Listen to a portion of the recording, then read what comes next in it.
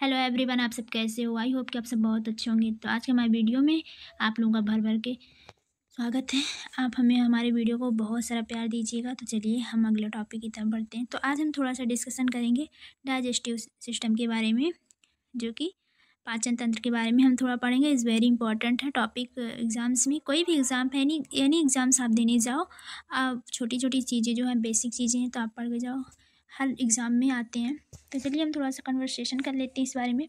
The conversation of the large pieces of the food into smaller pieces in call digestion. ठीक, तो यहाँ पे बोल रहा है कि जो लार्ज पीसेस, हमारे जो भोजन के बड़े बड़े टुकड़े होते हैं, फूड इनटू स्मॉलर पीसेस, तो छोटे छोटे टुकड़ों को में बदलना, उसे हम पाचन कहते हैं। ठीक, उसे हम पाचन कहते हैं।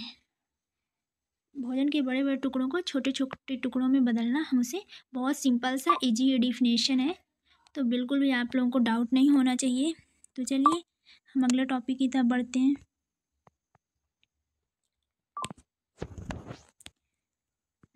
न्यूट्रिशन, क्या? न्यूट्रिशन।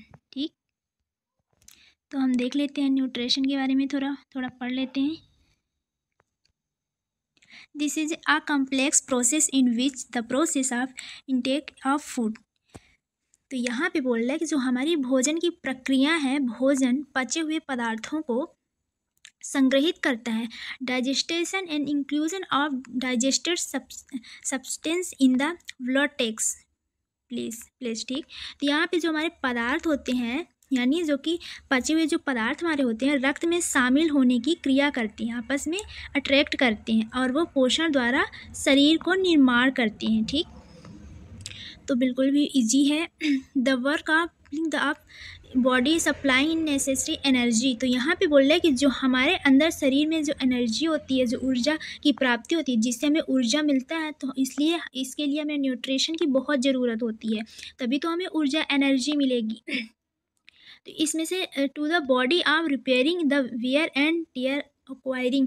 तो यहाँ पे बोल रहा है कि जब हमारे जो शरीर के अंदर जो टूटी फूटी कोशिकाएं होती हैं, सेल्स होती हैं, उनकी मरम्मत की कार्य करता है, रिपेयर करता है, रिपेयरिंग करता है। ठीक, तो आई होप कि आप लोगों को वीडियो समझ में आया होगा। तो थोड़ा सा डिफिनेशन है इसकी, बहुत ईजी है, तो बिल्कुल आप लोग ध्यान में रखिएगा।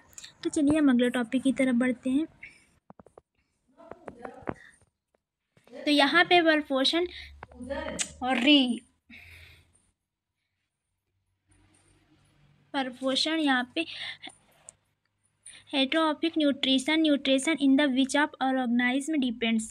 तो यहाँ पे बोल रहा है कि वो पोषण परपोषण होते हैं जो कि जीव भोजन के लिए अन्य जीवों पर डिपेंड्स रहते हैं, वो खुद से स्वयं से नहीं बना सकते।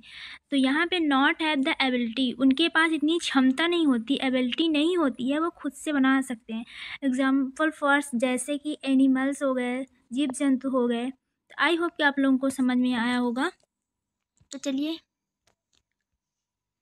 तो हमारे जो न्यूट्रिशन होते हैं वो टू टाइप्स होते हैं, दो प्रकार के होते हैं। कौन सा होते हैं? स्वपोषण और परपोषण होते हैं।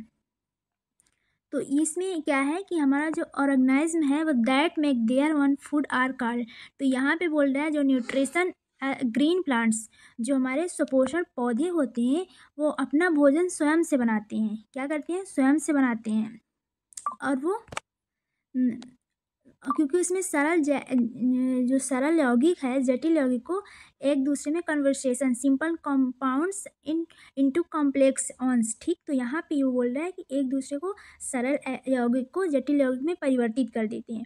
तो हमारा ये टू टाइप्स न्यूट्रिशन होते हैं, स्वपोषण, परपोषण होते हैं। तो आई होप कि आप लोगों को समझ में आया होगा। तो thanks for watching my video. अगला पार्ट हम अगले वीडियो में बताएंगे। आज के लिए इतना ही। तो आप हमारे वीडियो में बने रहिएगा, लाइक शेयर कमेंट ज़रूर करिएगा। अगर हमारी वीडियो अच्छी लगेगी तो सब्सक्राइब ज़रूर कर लीजिएगा, कमेंट ज़रूर करिएगा, कमेंट के ज़रिए ज़रूर बताइएगा। और इसके बाद हम ये चैप्टर कंप्लीट करने के बाद इसका हम क्वेश्चंस MCQ भी करवाएंगे बहुत जल्द।